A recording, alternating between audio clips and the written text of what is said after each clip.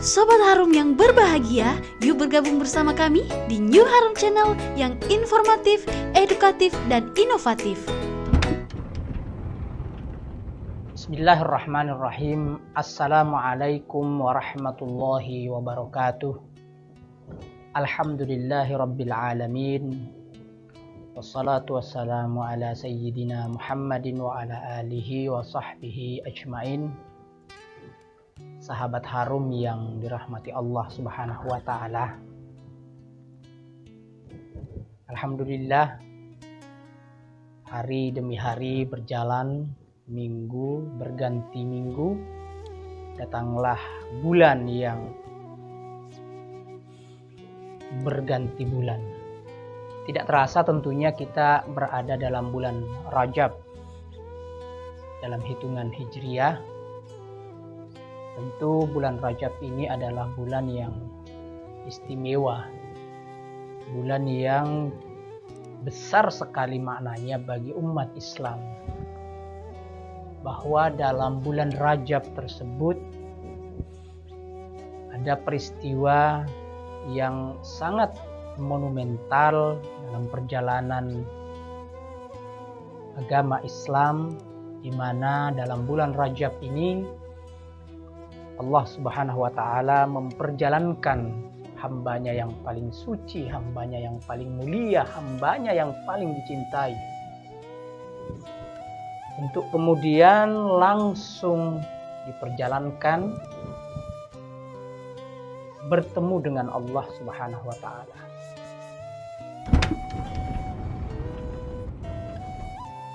Pada tanggal 27 Rajab, Nabiullah Muhammad SAW mendapatkan peristiwa yang sangat-sangat luar biasa dan menjadi banyak perbincangan para umat-umat setelah peristiwa tersebut. Tidak hanya yang pro, bahkan yang mungkin kontra juga kita biasa mendengar bagaimana mereka memberikan pendapat tentang kejadian tersebut. Sahabat Harum yang dirahmati Allah, sebagaimana yang kita ketahui bahwa peristiwa 27 Rajab tersebut adalah kisah yang telah masyhur. Peristiwa Isra dan Mi'raj ketika Nabiullah Muhammad SAW diperjalankan dari Masjidil Haram sampai Masjidil Aqsa, kemudian naik ke Sidratul Muntaha. Di dalam surah Ad-Dukhan ayat 23, Allah berfirman, "Fa asri bi ibadi lailan innakum muttaba'un." Allah memperjalankan hambanya pada malam hari. Nah, ini jelas sekali bahwa peristiwa Isra itu sendiri, perjalanan dari Masjidil Haram ke Masjidil Aqsa, kemudian menuju Sidratul Muntaha, itu dilakukan pada malam hari.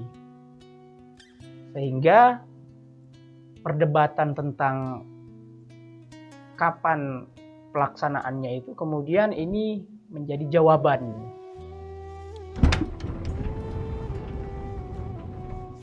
Apa yang di dalam surah Ad-Dukhan dinyatakan bahwa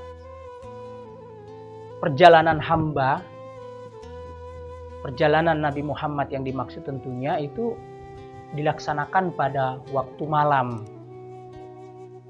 Dan ini bisa dinalar oleh pikiran kita. Perjalanan yang sifatnya horizontal. Nah, sekarang Mi'raj, ya, Mi'raj. Mi'raj ini sendiri berarti tangga atau semacam alat yang digunakan untuk naik dari bawah ke atas, sehingga ini menggambarkan perjalanan vertikal daripada Nabiullah Muhammad sallallahu alaihi wasallam untuk naik, ya, naik. Nah, di dalam surah Al-Ma'arij, ya, surah yang ke-70 dalam Al-Qur'an ayat 3, di situ dikatakan minallahi dzil ma'arij. Ya, dari Allah mempunyai tempat-tempat untuk naik, ya, untuk ke atas. Istilah ma'arij ini sesungguhnya lebih banyak menggambarkan keadaan para malaikat.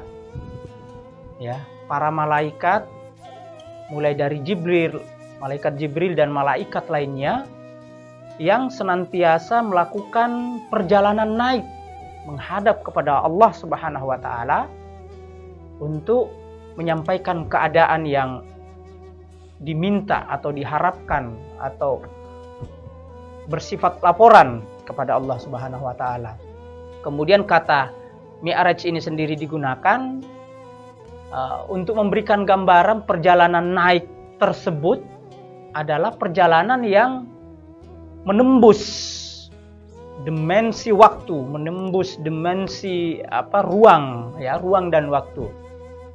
Dalam istilah populer, sesungguhnya bahwa Mi'raj ini adalah perjalanan pribadi Nabi Muhammad dari Masjidil Aqsa naik dari alam bawah, ya, dari bumi yang dimaksud ke alam atas, ke langit, dengan melalui 7 langit yang dilanjutkan hingga ke Arsy, sampai ke Baitul Ma'mur, kemudian ke Sidratul Muntaha. Sidratul Muntaha itu, ya, kalau dia dalam ukuran jarak, maka itu adalah ujung dari semua jarak yang ada. Nah, di sanalah kemudian Nabi menerima wahyu. Yang paling populer adalah tentu pada peristiwa itu, pada peristiwa Mi'raj, Nabi Muhammad SAW ketika tiba pada ujung perjalanan itu, beliau mendapatkan perintah, yaitu salat 5 waktu yang kita laksanakan hingga saat ini dalam sehari semalam. Sahabat harum yang dirahmati Allah Subhanahu wa taala, itu tadi kita mencoba untuk menyederhanakan makna daripada Isra wal Mi'raj, ya, di mana menggambarkan perjalanan horizontal, ya, dan perjalanan vertikal. Perjalanan horizontal yang bisa dicerna secara nalar manusiawi kita, kemudian perjalanan vertikal yang hanya bisa dicerna oleh nalar iman yang ada dalam diri kita bahwa memang hal tersebut terjadi. Isra dimaksudkan sebagai perjalanan Nabi Muhammad pada satu malam, ya. Tadi yang saya katakan ada pada malam 27 Rajab, dari Masjidil Haram ke Masjidil Aqsa. Kita biasa mendengar lagu yang diputar, ya, lagu qasidah yang saya yakin para sahabat harum biasa mendengar. 27 Rajab Nabi Muhammad Isra dari Masjidil Haram ke Masjidil Aqsa. Nah, ini senandung atau qasidah yang biasa kita dengar, dan itu menunjukkan peristiwa Isra Mi'raj.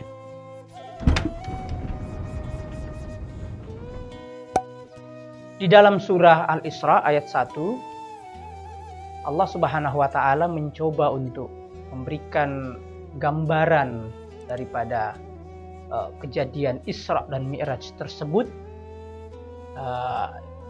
di mana kejadian tersebut adalah menunjukkan kemahakuasaan Allah Subhanahu wa taala, kemahabesaran Allah Subhanahu wa taala. Di dalam ayat tersebut, a'udzubillahi minasyaitonirrajim, bismillahirrahmanirrahim, subhanalladzi asra bi'abdihi laylan minal masjidil haram ilal masjidil aqsa alladzi barakna haulahu linuriyahu min ayatina innahu huwas sami'ul basir. Di ayat ini Allah mengawali dengan pujian terhadap dirinya. Subhanalladzi, maha suci Allah yang telah memperjalankan ya hambanya pada suatu malam dari Masjidil Haram ke Masjidil Aqsa. Alladzi barakna haulahu linuriyahu min ayatina. Bahwa dalam perjalanan antara Masjidil Haram ke Masjidil Aqsa, Allah Subhanahu wa taala memberikan satu kepastian adanya keberkahan, karena di situ dikatakan allazi barakna haulahu, yang telah kami berkahi dan sekitarnya ya. Dan sekitarnya artinya rute perjalanan yang dilalui oleh Rasulullah dari Masjidil Haram ke Masjidil Aqsa itu sudah pasti banyak keberkahan di situ ya, sebagai tanda-tanda kebesaran kami. Nah, ini tadi yang saya sampaikan juga, bahwa Allah Subhanahu wa taala mengawali pujian terhadap dirinya, ingin menunjukkan kemahasuciannya, ingin menunjukkan kebesarannya, ingin menunjukkan kemahakuasaannya. Innahu huwas sami'ul basir. Sesungguhnya Allah maha mendengar lagi maha mengetahui. Inti daripada Isra Mi'raj itu adalah sholat. Jadi dia bukan hanya sebatas peringatan yang kita adakan, kita bikin acara di masjid atau di tempat-tempat manapun untuk memperingati Isra Mi'raj, kemudian mendengarkan kisah-kisah seputar Isra Mi'raj, kemudian kita sudah merasa cukup kita dengan mengingat. Tapi lebih dari itu, kita diharapkan untuk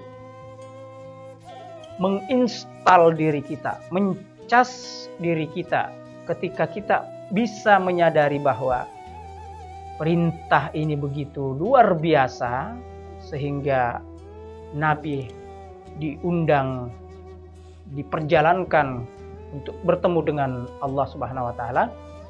Maka perintah yang ada di dalamnya itu salat, itu adalah sesuatu yang tidak boleh kita anggap biasa-biasa saja.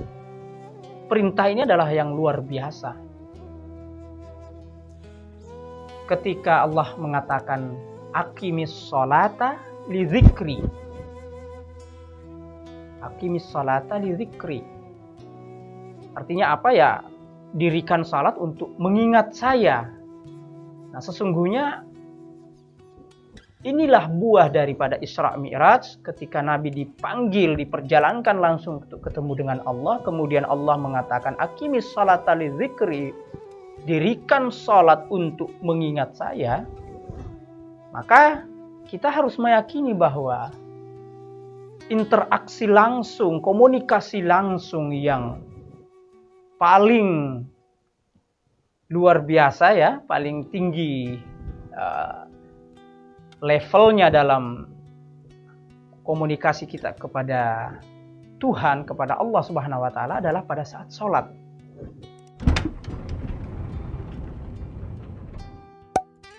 Perjalanan Isra Mi'raj ini adalah perjalanan rohani ya. Itu sangat mungkin karena ada yang meyakini bahwa yang berjalan adalah pikiran ya. Kemudian banyaklah aliran-aliran atau pemikiran-pemikiran yang mencoba untuk menerjemahkan ya, menginterpretasi peristiwa Isra Mi'raj ini ya. Tadi saya katakan ada yang beranggapan bahwa itu adalah perjalanan rohani. Namun kemudian memang fisik Rasulullah pun dalam kesadaran beliau ya tentu beliau menganggap bahwa itu adalah kejadian yang betul-betul dialami oleh jasadnya, bukan saja hanya ruhnya, ya, bukan saja hanya ruhnya. Kita sebagai umat Islam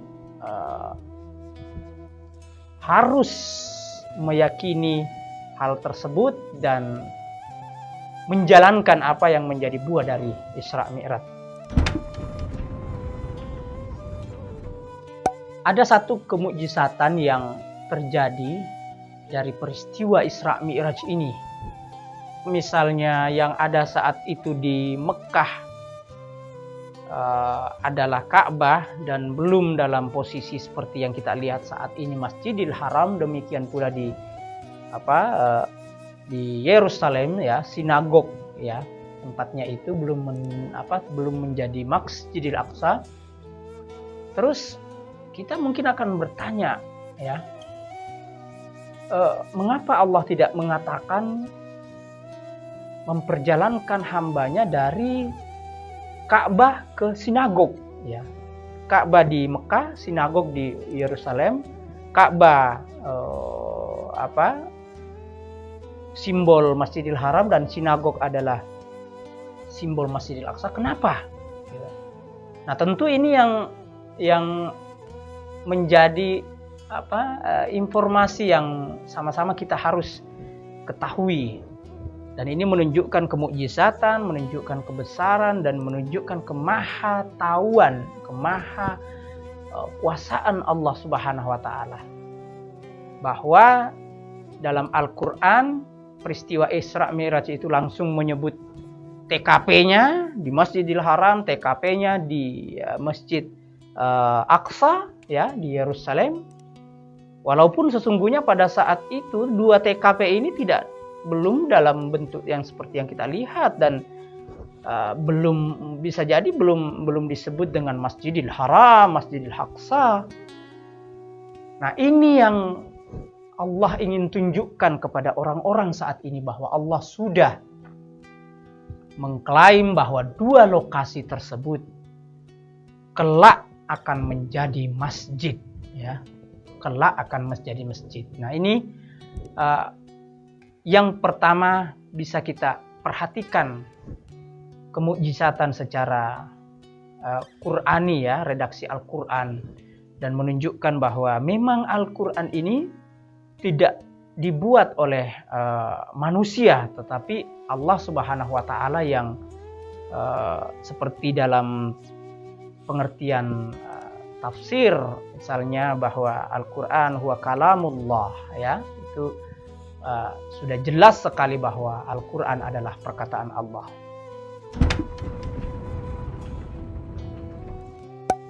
Jadi dia adalah peristiwa yang tidak hanya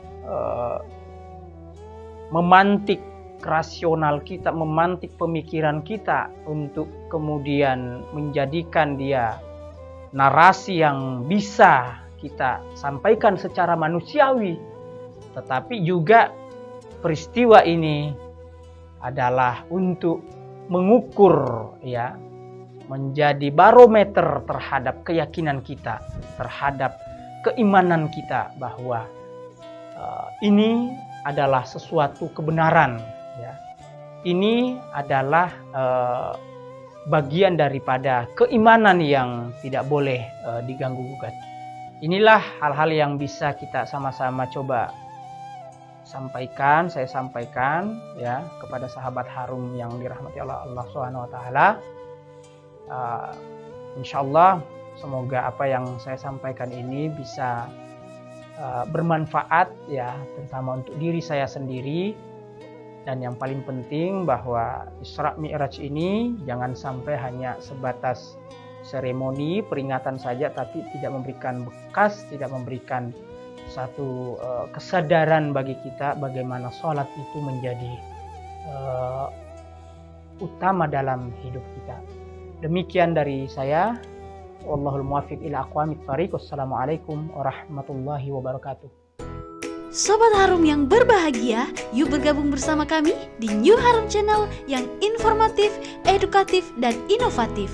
Caranya gampang banget, tinggal klik tombol subscribe dan aktifin loncengnya, biar nggak ketinggalan video terbaru dari kami. Jangan lupa untuk like, komen, share, dan ikuti perkembangan media sosial New Harum Channel.